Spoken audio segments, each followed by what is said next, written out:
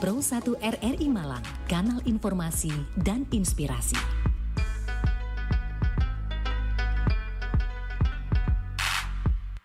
Assalamualaikum, selamat pagi pendengar. Kita berjumpa kembali di acara Mutiara Pagi untuk edisi hari Kamis kali ini, 27 November 2025. Semakin mendekati akhir tahun untuk kita bisa beralih menuju ke 2026 ya, insya Allah kalau kita diberikan umur yang panjang. Dan pagi hari ini akan kita bahas hingga nanti menjelang pukul 6 waktu Indonesia Barat adalah Husnul Khotimah. Kami sudah bersama dengan Ustadz Amsiono untuk pagi ini. Anda bisa bergabung nanti bersama kami lewat line telepon maupun WhatsApp yang kami sediakan di acara Mutiara Pagi setiap harinya. Kita sapa dulu beliau. Assalamualaikum Ustadz. Waalaikumsalam warahmatullahi wabarakatuh. Sehat nih Ustadz? Alhamdulillah. Alhamdulillah. Baik Ustadz, topik yang kita angkat pagi hari ini singkat, Husnul Khotimah. Tapi tidak sesingkat itu proses untuk bisa mencapainya.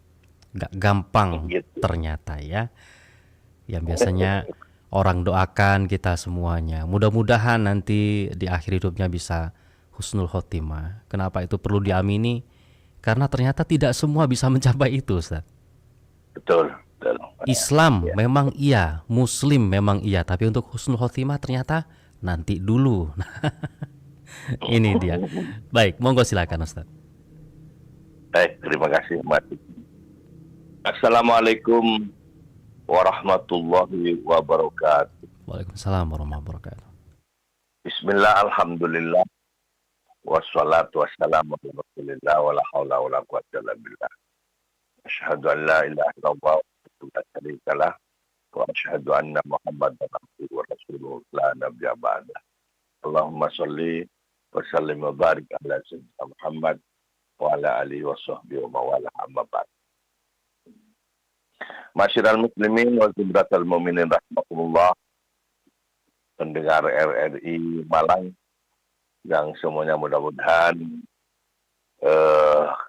diberi limpahan ya kesehatan oleh Allah Subhanahu wa taala, barokah rahmat Allah curah kepada kita semua, dan yang terpenting rezeki yang kita dapatkan mudah-mudahan menjadi rezeki yang juga barokah. Amin. Penuh dengan kehalalan thayyiban. Amin. Ini penting ini ya. Karena rezekinya kalau halal thayyib itu enak. Ya. Kalau masalah insyaallah. Insyaallah. Baik, topik kita tentang Husnul Khotimah. Husnul Khotimah ini husnul baik, khotimah akhir ya. Artinya perjalanan hidup kita berakhir dengan Husnul Khotimah. Sebenarnya dalam Al-Quran maupun dalam Al-Quran itu tidak ada yang langsung spesifik berbicara tentang Husnul Khotimah. Misalnya Allah agar kalian tidak ada. Cuman ada isyarat-isyarat dari Allah yang mengarah kepada namanya akhir yang baik. Di antaranya Al-Quran surat Ali Imran ayat 102. Ya ayyuhalladzina amanu taqullaha haqqa tuqatih wa la tamutunna illa wa antum muslimun. Ini syarat. Artinya apa itu? Hai orang-orang beriman, hendaklah kalian bertakwa kepada Allah Subhanahu wa taala dengan sebenar-benarnya takwa, ittaqullah. Ya. Haqqa tuqatih. Nah, Qotih ini yang sebenarnya takwa. Wala tamutunna illa wa antum muslimun. Janganlah kalian mati kecuali kalian dalam keadaan Islam. Nah, ya. Ya, jadi kematian kita itu dalam keadaan Islam itu namanya Husnul Khotimah. Nah, apa ciri orang Husnul Khotimah? Di akhir-akhir perjalanan besar, orang ini semakin baik, semakin bagus, akhlaknya semakin baik, ibadahnya semakin baik, akidahnya semakin baik. Ya, ini ciri orang Husnul Khotimah. Dan biasanya orang seperti ini disenangi oleh Allah. Man aradallahu, barang siapa yang dikehendaki Allah, man aradallahu khairan, baik, yang dia akidahnya semakin baik, dan yang paling penting juga fayufaqihu fiddin, dia dipahamkan dengan agama. Nah, orang kalau sudah paham agama, mau melakukan sesuatu kedua kali masih Iya. ya kan? Iya. Aduh, kira-kira ya apa ya? Meskipun suguhan enak, tapi yang disuguhkan misalnya babi, mikir ya kan? Tak pangan dong, enggak. Ini kok lahap makan nih. Tapi apa itu? Jadi itu kan. Iya. Mikir. Kalau orang enggak paham, udah ada tidak berakhir dengan baik. Dah, gampang lah nih urusan soalnya untuk taubat lah gitu. Jadi itulah katanya. Ciri pertama itu, yang pertama dan utama. Jadi hidupnya semakin ke belakang, semakin baik. Kalau sudah baik, dia semakin baik ke belakang.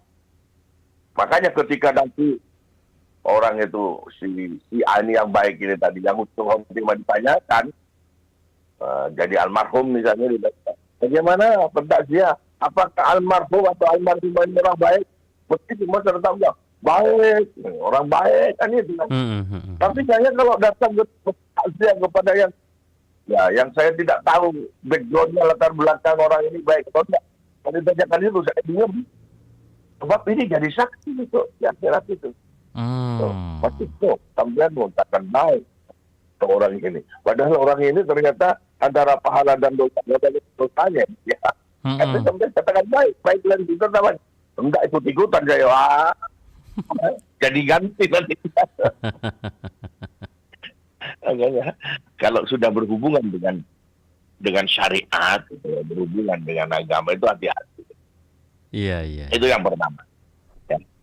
Kemudian yang kedua, ciri-cirinya di akhir kehidupan dia itu, dari akhir kehidupan si kita ini ya, nanti mampu mengucapkan kalimat la ilaha illallah, minimal Allah. Ya. Ini hadisnya ini diriwayatkan oleh Abu Daud dan Ahmad dan Hakim ini. Mangkana akhiru kalamihi, barang siapa yang akhir hidupnya la ilaha illallah, dakhalal jannah, maka dia masuk surga. Kan enak ya Mas. Tapi untuk pokoknya ngucap la ilaha, meskipun welek pekerjaannya selama itu, kemudian terakhir dia mau mati, la ilaha illallah, kemudian mati, dakhalal jannah. Nah, cuman dakhalal jannahnya itu kan seperti seperti baju lah dulu ya. Ya dibersihkan, dicuci dulu, disetrika dulu. Tapi dia sudah punya jatah surga. Ya. Jatah surga sudah ada. Ini cepet-cepetan aja nanti kalau terlalu lama ini ya maka yang tanya sedikit gitu ya. Kemudian ketika meninggal dunia dia, dari si almarhum ini, ada fisiknya itu, dayunya itu berkeringat, Mas. Oh. Ini ada hadisnya juga dari sembarangan ini. Ibnu Majah, Nasai dan Ahmad itu. Mautul mu'mini bi arokil jabin. Mautul mu'minin bi arokil jabin. Jadi kematian seorang mukmin dengan keringat di keningnya, dengan keringat bi arokil keringat di jabin di keningnya. Ya, ini sahih juga ini ya. Yang keberapa? Yang keempat, meninggal saat melakukan amal soleh. Ketika mau melakukan amal soleh, banyak kan dicontoh ya, sholat, tahu-tahu rukuk, sujud, dan setelah sujud terus menentok ya. Kok sulit ditelok roboh, kita sudah meninggal. Ada kiai apa dia jamaah apa ya, rutin ke masjid, selalu duduknya di paling pojok kandang itu ya. Di Lawang kalau nggak salah. Itu meninggal. Kemudian ada seorang mubalik, seorang ustadz, seorang kiai, ustadz itu ketika memberi ceramah, kemudian dada sesak, kemudian setelah itu roboh, jatuh dari, kemudian meninggal. Itu namanya meninggal dalam keadaan husnul khotimah. Waduh, saya ingin seperti itu, Mas. Ya, Ustaz. Amin. Tapi sing sakno ya sing keluarga ya. Iya sih. Upak loro ka opo. Lah ini hadis panjang. Ya. Lewat Ahmad. Tak saya baca hadisnya kan. Man qala la ilaha illallah baqa wajhillahi min alahu panjang. Artinya aja. Barang siapa yang mengucapkan la ilaha illallah ikhlas karena Allah, kemudian dimatikan atas ucapan itu, niscaya dia masuk surga. Ya.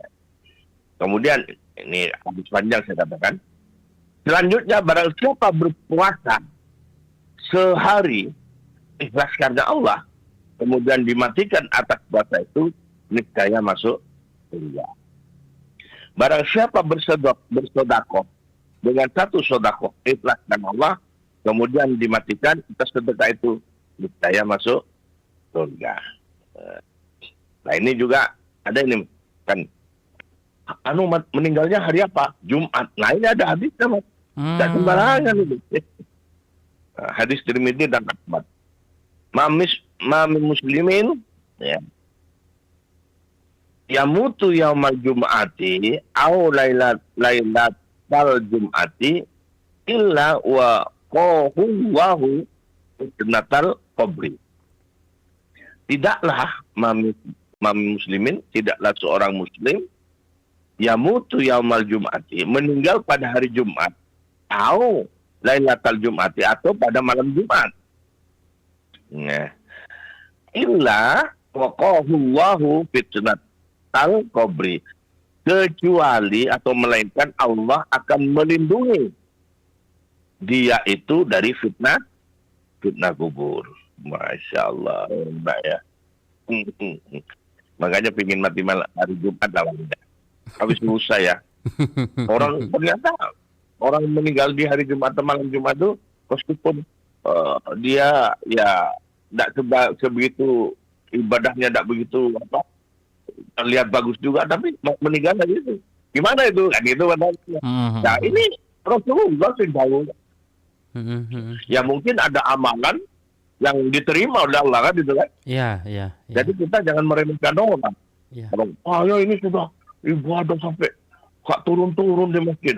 Tapi lihat dulu ibadahnya apa, karena apa? Ya kan? Apa karena ikhlas karena Allah, apa karena ada sesuatu kan? Kan itu yang penting itu. Ya. Sebab masalah niat itu karena pekerjaan hati orang tidak ada yang tahu. Nah ini selanjutnya meninggal karena sebab syahid. Ini, ya, ada beberapa kondisi kematian yang digolongkan sebagai mati syahid, yang termasuk dalam husnul khotimah. Misalnya, ya, nah ini dalam hadisnya ini hadis syahid juga Bukhari Muslim malah ini. Asyuhada'u khamsatun. Ya, saya apa artinya aja. Orang yang mati syahid itu ada 5. Ya. Yang pertama, orang yang mati karena ta'un, mat'un, ya, karena penyakit ta'un ini penyakit ini, Mas. Apa itu? Kayak model-model lepra apa itulah. Kan di zaman Nabi itu. Awal itu kan ada namanya penyakit ta'un. Jadi penyakit menular itu ya. Ya. Kemudian tidak saya terangkan ini, saya tidak tahu juga ini ta'un seperti apa. Apa bisa juga corona itu masuk ta'un ya? Bisa jadi. Bisa jadi ya kan, bisa jadi. Saya tidak paham ini ya. Kemudian orang mati yang karena sakit perut. Sakit perut. Itu masuk syuhada itu ya. Masuk mati syahid itu. Ya. Makanya Mas Abah, Mas Wisnu kalau sakit perut nggak usah diobati. Aduh.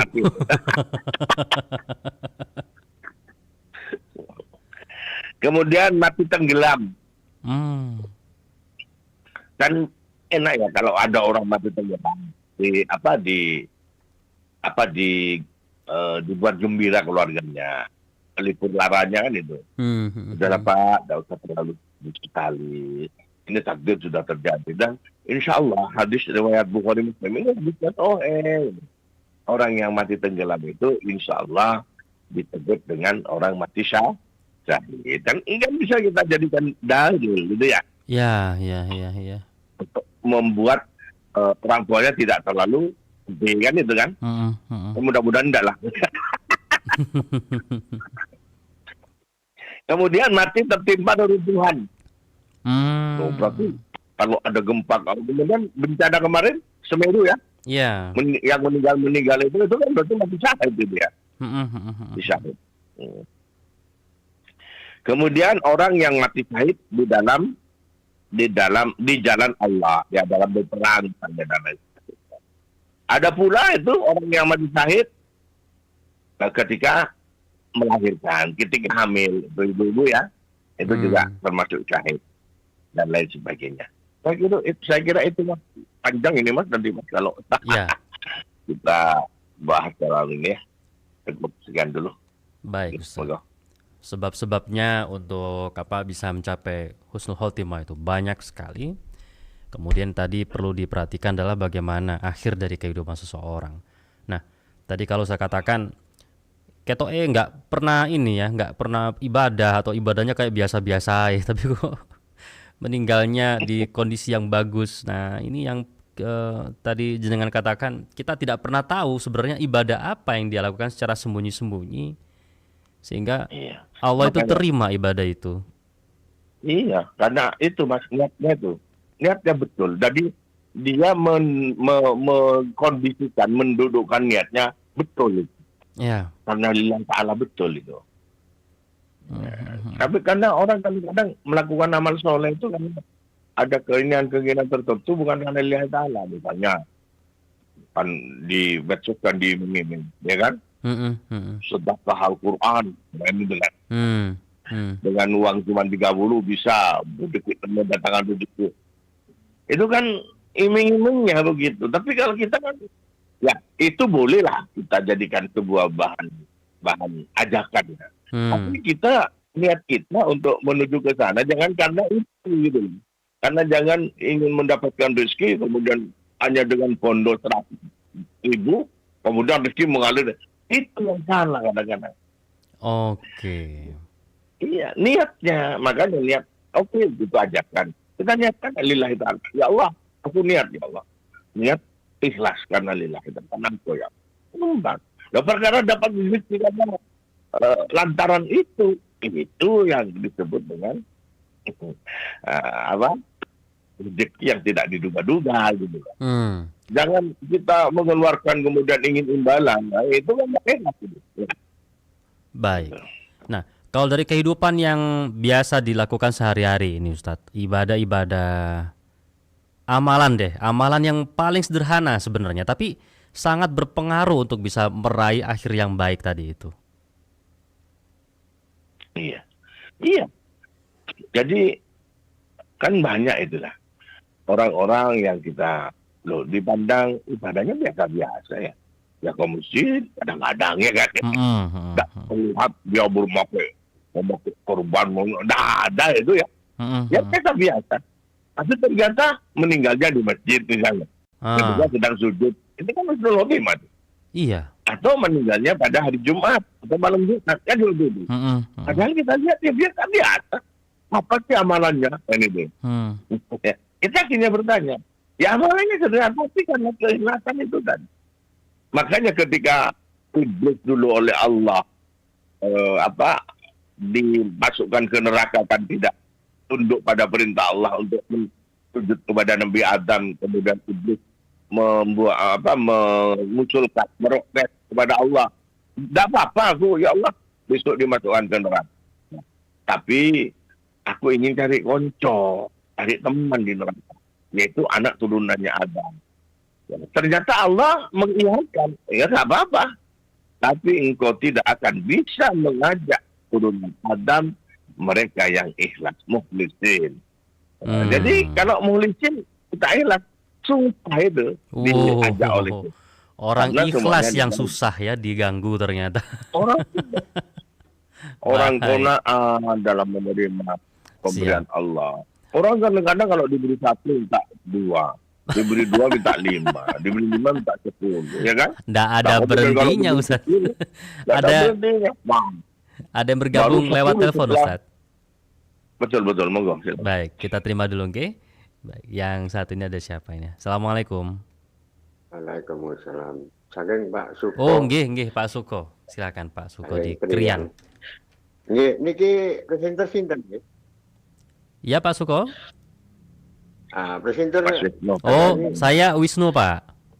Oh, Wisnu. Inji. Laksan Masruli. Nggih, matur manuk. Monggo. Assalamualaikum. Waalaikumsalam. Waalaikumsalam. Warahmatullahi wabarakatuh. Nggih, Monggo Pak Suko.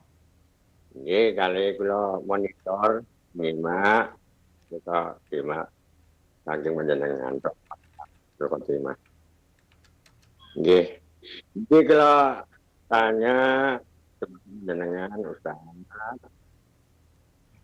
soal masalah husnul khotimah. Biasa kalau saya sudah sholat subuh, ini saat bersolat memohon agar husnul khotimah. Yang saya ucapkan seperti ini, Allahumma sholli wa sallim ala sayyidina Muhammadin wa ala alihi wa sahbihi bi adati ma jara bil qalam. Nggih. Napa sesuatu yang biasa saya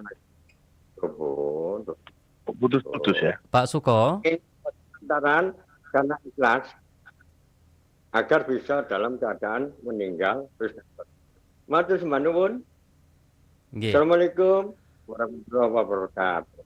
Waalaikumsalam warahmatullahi wabarakatuh. Tidak begitu jelas, tapi tadi yang terakhir itu ada sebab yang tentang ikhlas juga itu tadi Ustadz disampaikan Pak Suko tadi itu di dalam Jadi gini ya. doa atau ibadahnya mungkin ya. Pokoknya usahakan ya. Namanya ikhlas itu kan enggak seperti sulapan ya. Angel itu orangnya. Susah. Kalau kita bisa, apa yang kita lakukan apapun juga lillahi ta'ala ya. Betul-betul karena Allah. Bukan karena dunia, bukan karena pencitraan itu tadi ya. Bukan karena ingin dipuji, bukan karena ingin disanjung, atau ingin menduduki jabatan ya. Ya, atau Itu karena sebenarnya pengen nikah lagi misalnya. Ya. atau diberikan aja. Ojo rame-rame ono Umi. Bukan Abah maksudnya Umi gitu loh.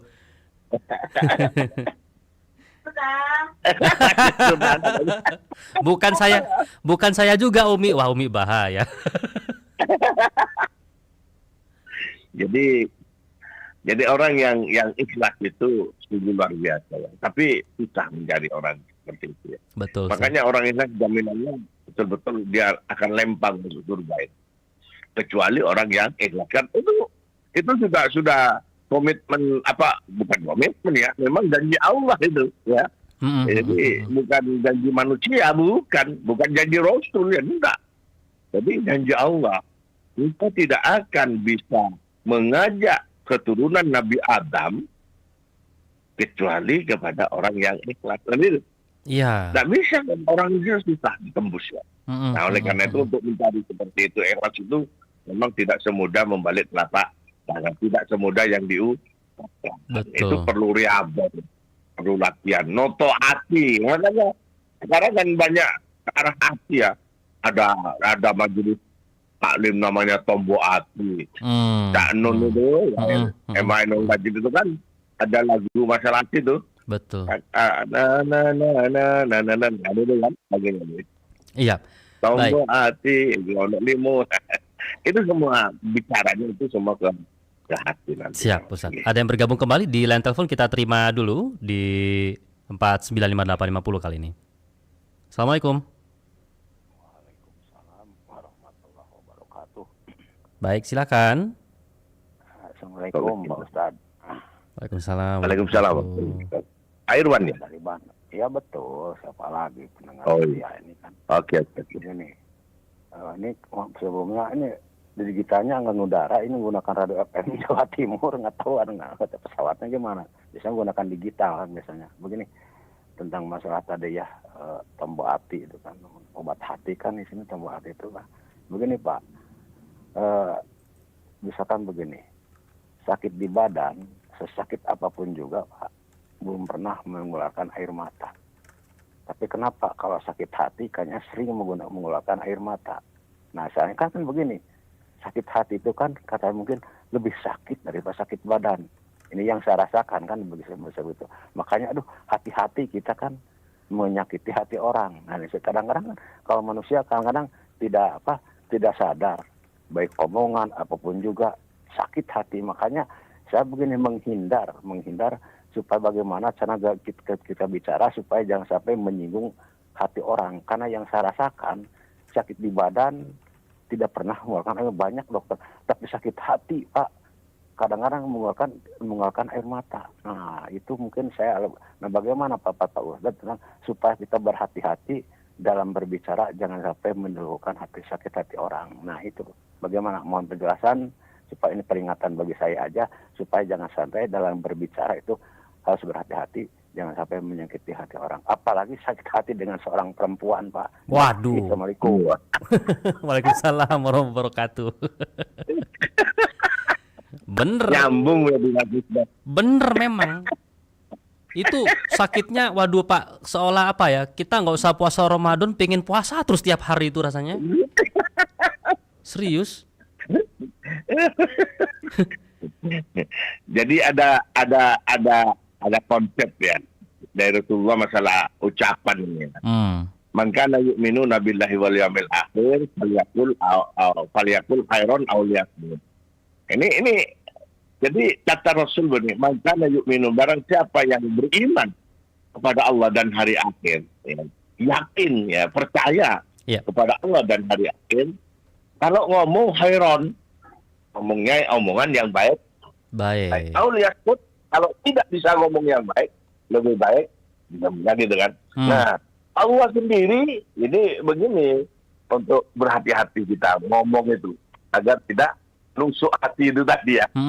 Ya ayyuhalladzina amanu taqullaha wa qulu qawlan sadida yuslih lakum a'malakum wa yaghfir lakum dzunubakum wa may yuti'illaha wa rasulahu faqad faza fawzan 'azima.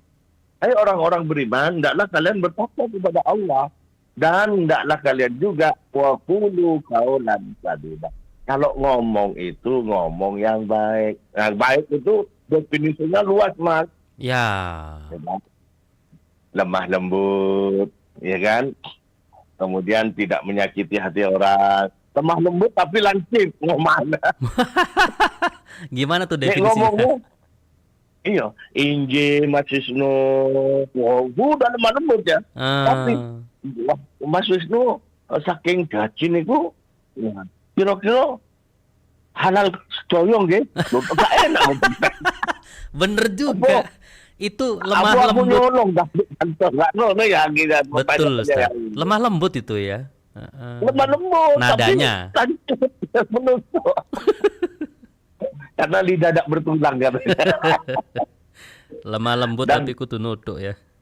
Nah, iya, dan tajamnya lidah ini seperti lebih tajam dari pedang kan gitu. Wah, betul, Ustaz. Satu kali tusuk ke hati, itu seumur hidup itu tidak bisa hilang. Apalagi tentang, ya maaf, Pak Irwan tadi menyinggung tentang wanita. Kita misalnya ya Pak Irwan, tuyonannya begini, Pak Irwan. Kita naksir, mau nembak seseorang ditolak, sakitnya dulu. Sakitnya bukan di kepala, di dada, di hati. Sakitnya tuh di sini. Sesak gitu ya. Ya Allah. Nah, firman Allah selanjutnya, wa qulu qawlan sadida. Hendaklah kalau bicara itu kamu bicara yang baik. Kenapa? Wa qulu qawlan sadida yuslih lakum a'malakum. Karena kalau kita bicara baik, lemah lembut tapi tidak menusuk kan itu kan. Kemudian cara bicaranya menghargai. Kan ada orang bicara tidak memandang atau tidak ngadep kepada yang diajak bicara. Itu kan menyinggung perasaan juga. Iya, iya. Kalau Madura itu ada bicara gini, ya. Bahasa jutek-jutek ya. Kalau Madura itu ngetis. Ngetis itu apa ya? Bahasa Indonesianya apa ngetis itu? Kalau Madura itu ngetis. Ngetis itu kalau ngomong itu kayak jutek ya. Jutek ya. Kalau jutek itu gimana, Mas? Kalau definisi Mas Wisnu? Ngomong tapi ini Ustaz, dia itu kayak orang yang mukanya nggak ramah. Oh ya benar, itu ngetis itu. Maduranya itu ngetis. Ngetis. Jadi apa sih kalau nenek saya dulu bilang tuh ngomongnya sok nyente-nyente gitu katanya kalau orang Jawa. Iya betul. Iya betul. Misalnya gini, disapa ya. Mas Wisnu. Gitu ya. Iya, cuman gitu. Cuman gitu aja. Iya. Nanti kalau ya, pokoknya nggak enak dong lah. Nggak enak diajak ngomong misalnya.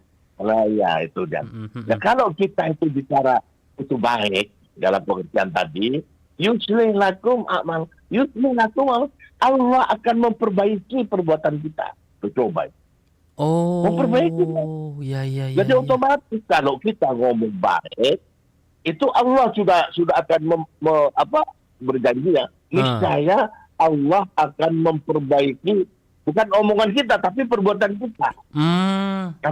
Karena omongan kita sudah baik, perbuatan kita otomatis diproteksi Allah, dilindungi sama Allah. Didorong untuk melakukan perbuatan baik, kan itu kan? Oh, iya. Baik. Nah, yang ketiga, yuslih lakum a'malakum wa yaghfir lakum dzunubakum. Ini yang ketiga. Akan diampuni dosa-dosanya. Masya Allah. Luar biasa. Ini janji Allah, bukan janji manusia. Ya, bukan Rasulullah. Allah. Janji Allah itu nggak pernah bohong. Janji Allah itu pasti. Nggak mungkin. La yukhliful mi'ad, nggak mungkin diingkari oleh Allah. Betul. Pasti itu ditepati.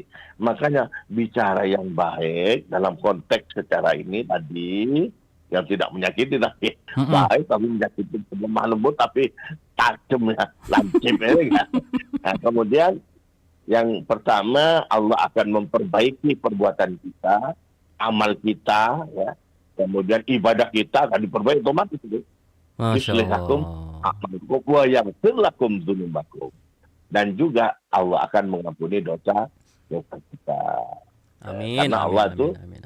Maha Pengampun. Gitu.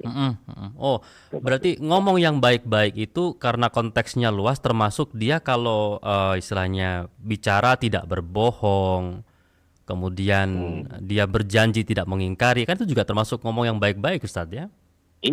Iya benar. Itu baik. Nah itu kalau sudah begitu kan itu tanda-tanda orang munafik itu. Iya. Gitu ya. Betul. Kalau berjanji, kita masuk berjanji. Itu juga itu masuk tidak diingkari, itu termasuk perkataan yang baik. Makanya ketika kita mengucap kalimat insya Allah, itu konteksnya harus tepat loh Mas. Mas Wisnu, nanti saya undang ya sore rumah ya. Insya Allah loh. Padahal Mas Wisnu juga janjian dengan orang lain yang itu juga bisa bayari. Nah, ke orang lain itu. Tapi saya belakangan undang. Nah itu kita jangan kalau sudah jelas tidak bisa hadir kepada undangan yang kedua, kita ngomong aja, aduh mohon maaf, saya hari ini, hari Jumat ini setelah Jumatan, saya sudah diundang ada acara nih gimana ya, tidak bisa hadir, saya mohon maaf gitu. Jangan ngomong insya Allah, jelas itu hadir kok insya Allah. Jangan dipakai ini ya, PHP orang insya Allah itu ya. Iya, kadang-kadang itu yang terjadi. Siap. Ya. Seperti saya misalnya Mas Wisnu, nanti ini jam 8. Tahu-tahu Mas Wisnu, Ustaz, nanti jam 10 RRI ya, ada acara mendadak ini. Dan saya nanti jam 8 ada acara di Masjid Agung Jami situ.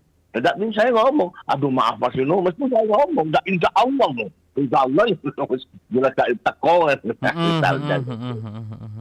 Ya, baik. Jadi seperti itu. Siap. Ini yang bergabung di WhatsApp saya bacakan dulu, yang nanti di telepon silakan masih kita tunggu sampai menjelang pukul 6 pagi. Dari Lowaru, Mas Rifki. Ustadz, apakah sibuk kerja sampai lupa ibadah tuh bisa menjauhkan kita dari husnul khotimah? Maksud saya lupa ibadah Ini bukan saya ninggal sholatnya, tapi biasanya nelat sih. Oke, baik. Silakan Ustadz. ya, orang lupa itu tidak kena hukum ya. Orang lupa, orang tidak tahu, orang tidur, orang gila, tidak kena hukum itu. Tapi nih misalnya kerja ya asik kerja, ada adzan, subuh duhur kan sampai jam 2 lebih nanti, sampai di akhir-akhir lah. Itu namanya menunda-nunda waktu, tapi tetap melakukan sholat. Itu ya masih dalam satu waktu itu boleh-boleh saja, ada apa-apa. Karena sibuk mungkin. Sebab ada itu orang yang ketika dia bekerja kemudian meninggal pekerjaan, dia lupa lagi. Inspirasi apa? Ide yang muncul itu lupa. Kalau dia meninggalkan pekerjaan itu. Tidak nyambung. Ada yang seperti itu. Ya, itu alat pedofil lah. Ya, asal pelaksanaan sholatnya itu tetap di waktu itu, di waktu duhur, no problem. Satu kali, 2 kali tidak apa. Tapi kalau terus-terusan nunda-nunda waktu lah, ini yang jadi kebiasaan ini yang tidak boleh gitu. Ya. Artinya sah-sah saja, ibadahnya sah saja. Cuman nilainya itu yang berkurang. Makanya ketika azan itu berkumandang, itu secepatnya kita untuk laksanakan ibadah itu ya. Kalau memang ditunda tapi tidak tiap hari selalu begitu, itu namanya lalai itu. Lalai dalam itu. Oke. Ya. Jadi di surat Al-Ma'un itu kan ada orang yang sholat yang lalai itu adalah termasuk dia nanti dijebloskan ke neraka juga ya. Nah, itu dia, padahal sholat loh ya, tapi lalai. Aduh. Baik, itu sudah dijawab juga tadi Mas Rifki ya di Lowaru. Kemudian Bu Aisyah di Klojen. Waalaikumsalam warahmatullahi wabarakatuh. Ustadz, untuk menjaga istiqomah di tengah lingkungan teman yang suka mengajak hal-hal yang sia-sia. Ini nggak dijelaskan hal sia-sianya apa nih. Silakan Ustadz. Iya. Jadi pertemanan itu penting, ya. Apalagi seakidah itu penting ya. Tidak seakidah pun boleh, nggak apa-apa, namanya cuma berteman. Tapi kalau sudah mengganggu akidah, ya kita tinggalkan. Ya, nggak boleh. Nah, cuman kalau seakidah, ketika kita berteman sia-sia, waktu ini adalah kerugian, harus kita hafal. Wal asri, demi waktu, innal insana lafi khusr, sesungguhnya manusia dalam kerugian. Siapa yang rugi itu? Orang yang tidak bisa mempergunakan waktu dengan baik. Mempergunakan waktu seperti apa? Ya, melakukan kebaikan tentunya. Waktu ini jangan dibiarkan berlalu. Tidak ada isinya dalam diri kita loh ya. Makanya setiap saat kita itu harus selalu menghisap diri, menghitung diri. Satu hari, misalnya hari Kamis ya Mas. Iya. Sejak tadi bangun, apa yang kita lakukan? Kebaikan apa yang kita lakukan? Kemudian apakah dari subuh tadi sampai sekarang ada kejelekan yang sudah kita lakukan? Misalnya misu, ngomongin orang, hati kita mungkin dongkol, itu sudah kejelekan, keburukan itu. Itu dicatat semua, ya. Tidak ada yang terlepas semuanya. Pamayaman, sekolah daratin, khairoyara, wamayamal, sekolah daratin, khairoyara. Jadi sekecil apapun kebaikan pasti dicatat. Sekecil apapun kejelekan juga pasti dicatat. Tidak terlepas semuanya. Nah, ini cara kita menghitung waktu agar supaya kita tidak menjadi orang yang rugi katanya tadi. Nah, isinya apa? Amanu, ya. Innal ladzina amanu wa amilus solihati. Yang beruntung ini yang tidak sia-sia, ya. Yang kedua, melakukan amal soleh. Yang ketiga, wa tawassaw bil haq. Ya, dalam konteks ini ya, dalam konteks Mutiara Pagi ini watawassaw bil haq. Yang kemudian yang keempat, watawassaw bis sabr. Itu namanya tidak menyia-nyiakan waktu. Kalau waktu diperlukan untuk hanya cangkruan, malah berriba, tagassus. Tagassus itu mengoncek-ngoncek, membuka-buka atau membicarakan aib orang lain. Padahal aib kita juga belum tentu kecil orang lain. Bahkan aibnya mungkin lebih besar kita kan gitu kan. Iya. Nah, ini yang salah. Jadi tolong ini diperhatikan ya, jangan sampai sia-siakan waktu lah. Waktu ini bukan time is money ya.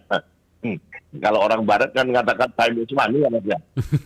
Waktu adalah uang. Tapi kalau syariat kita Islam, as-sa'atul ibadatu. As-sa'atu ibadatu. Waktu ini adalah ibadah. Kenapa kok ibadah? Karena pada akhirnya manusia dicipta Allah ini dan jin ini wa ma khalaqtul jinna wal insa illa liya'budun, dan tidak aku ciptakan jin dan manusia kecuali untuk ibadah. Makanya as-sa'atu ibadah. Waktu ini adalah ibadah ya. Oke, baik. Sudah terjawab juga Pak Yudi di Singosari. Ya, waalaikumsalam warahmatullahi wabarakatuh. Ustadz, menurut tausiah juga ini para dai juga, ibadah yang utama itu kan sholat. Tapi sholat ini kan untuk diri sendiri. Nah, ibadah yang paling disukai Allah itu adalah ibadah yang bermanfaat bagi orang lain. Katanya seperti itu, seperti zakat, infak, sedekah, dan muamalah yang lainnya. Terus bagaimana kedudukan keduanya dalam husnul khotimah ini? Iya. Ibadah memang untuk diri sendiri. Awaluhu ma yuhasabu alaihil abdu fi yaumil qiyamah, as-shalah. Ini hadis sahih. Awal-awal besok yang akan disab oleh Allah pada diri manusia, pada hambanya, itu adalah sholat. Nah, tentunya sholat sesuai dengan esensinya, mengenai kepada esensi dan substansinya, sebagaimana yang Allah kehendaki. Inna sholata tanha 'anil fahsya'i wal munkar. Karena juga sholat ini benteng, pencegah, rem, pengendali untuk tidak melaksanakan fahsya, kejahatan dan juga kemungkaran. Itu sholat. Kalau ini sudah terpenuhi ya dengan sholat saja, insya Allah kita nyelonong masuk surga itu tidak ada halangan sudah. Ya kan? Itu. Nah, cuman sekarang tidak cukup sekedar itu. Dengan sholat itu saja, dengan basic sholat, coba dibaca itu. Ketika salam di salam aja. Ketika terakhir, alamina innaka hamidum majid. Assalamualaikum warahmatullahi wabarakatuh. Itu sudah coba pengertiannya. Semoga keselamatan dan barokah Allah selalu tercurah kepada kanan kita. Ya tetangga kita yang kanan semuanya itu ya. Sampai dia dapatkan. Kemudian setelah itu yang ke kiri, Assalamualaikum warahmatullahi wabarakatuh. Yang ke kiri juga begitu didoakan. Nah, doa ini kita kalau tidak mampu apa mau ditegakkan? Mana dapat sedekah kan itu kan? Iya. Ya, iya kan? Mana justru nanti orang yang miskin dengan sodako, kalau dia dengan prinsip sodako tidak bisa masuk surga itu. Kan iya kan Mas? Karena tidak bisa mensodako. Nah, makanya senyum ini sodako kan itu kan? Iya. Senyum aja lah. Kita sodako itu. Ya makanya ini tujuannya, tapi prinsipnya itu pada sholat dulu. Jadi pokoknya pada sholat. Karena sholat kalau sudah mengenal kepada intinya, ya, yang sesuai dengan harapan Allah, insya Allah yang lain itu otomatis sudah tidak perlu sudah. Dari sholat ini sudah dijamin seluruh aktivitas kehidupan kita sudah di-cover oleh sholat yang sesuai dengan sholat tidak mungkin melakukan kejahatan. Dengan sholat dia mesti cepat dan tanggap itu Mas, ketika ada perintah itu kan, ketika ada larangan dia betul-betul menjauh itu. Itu kuncinya pada itu ya. Tapi kalau sholatnya masih ya kalau dalam nilai itu masih 60, apalagi di bawah itu, aduh, yang lain masih ditanya. Oke. Nah, kemudian sodako dijadikan andalan juga ya. Baik. Ini yang berikutnya lagi Ustadz. Ustadz, kalau orang sering marah-marah di jalanan ketika macet itu bisa mempengaruhi akhir hidupnya nggak sih? Oke, ditanyakan Mas Hendra di Kedung Kandang. Akhir hidupnya itu bisa jantungan Mas. Mati mendadak itu. Sering marah-marah di jalan ketika macet katanya. Tapi memang gitu Mas di Malang ini. Saya kadang-kadang ya enggak disengaja ya. Bukan ini. Kadang-kadang Umi ini juga sunang sopo aja. Dan kadang-kadang ada sepeda motor melintas di depan mobil itu mendadak gitu ya. Itu kadang kita kaget gitu ya. Ya enggak misu-misu. Ya hari-hari itu. Tanya ya apa enggak lihat apa ya. Katanya sunang sopo itu jadi. Kono nyanyi kono. Ya cuma ngomong aja. Alhamdulillah masih begitu, Ustaz. Masih bagus yang keluar dari kata-katanya, masih bagus gitu ya. Ini berarti memang butuh kebiasaan Ustaz ya untuk seperti itu. Apa yang kita ucapin setiap hari itu kan. Kalau saya itu udah kebun binatang yang keluar Ustaz biasanya. Sampai kan biasanya sambil bonceng istri itu kan. Iya. Kadang-kadang kita di jalan tuh kaget ya. Sudah jalan macet. Nuk manis ini. Udah macet gitu, saya klaksonan di belakang itu mobil itu. Tapi saya komentari, kok gak berangkat ini, ketika macet. Kok gak berangkat kemarin, udah tahu macet. Masya Allah. Ustadz, ini ada yang terakhir dari Bu Tati di Batu. Waalaikumsalam warahmatullahi wabarakatuh. Ustadz katanya kalau ada orang yang meninggal kemudian dia ditangisi banyak orang banyak yang sedih karena menganggap dia orang baik. Apakah itu juga tanda husnul khotimah? Ya, berarti ada kesan dari orang itu ya. Ada kesan dia melakukan perbuatan secara normatif ya. Belum secara agama ya. Kita secara agama kan belum tahu. Betul. Niatnya seperti apa orang ini kan itu.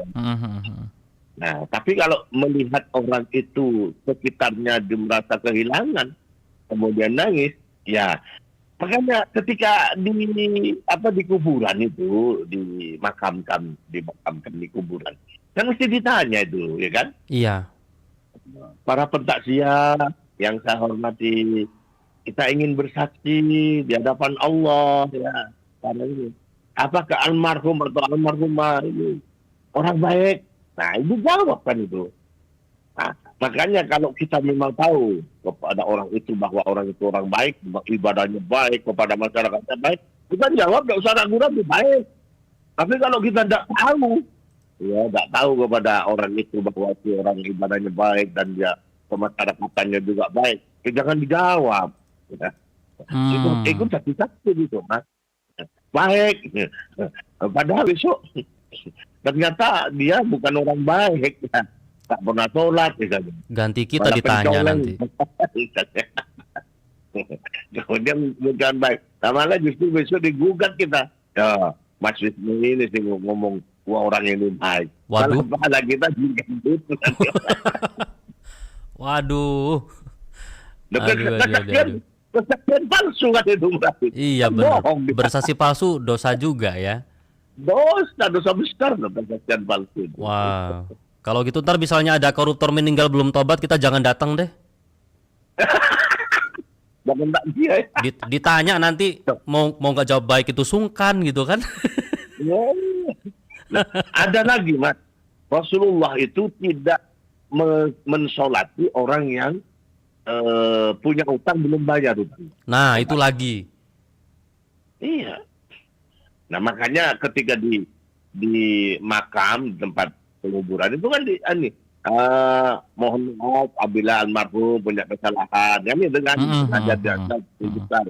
Dan yang selanjutnya apabila almarhum punya tanggungan hutang piutang kan itu ya.